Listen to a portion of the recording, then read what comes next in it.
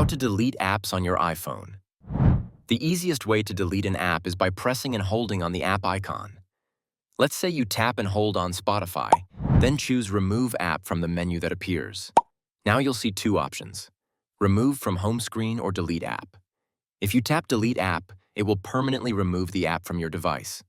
But if you choose Remove from home screen, the app isn't deleted, it's just hidden.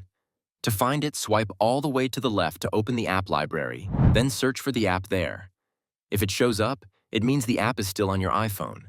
Tap and hold on the app again, drag it back to your home screen, then press and hold and tap the minus icon. Choose Delete App and confirm by tapping Delete. Now, if you don't see the delete option at all, you'll need to go into your settings. Scroll down and tap on Screen Time. Then tap Content and Privacy Restrictions.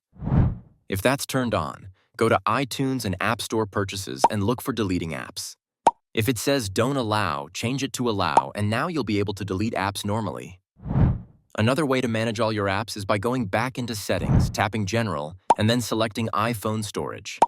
This section shows you every app installed on your phone, whether it's visible on the home screen or not. You can sort apps by storage size or last time used to decide which ones to delete. Let's say you find an app like Costco that you don't use often.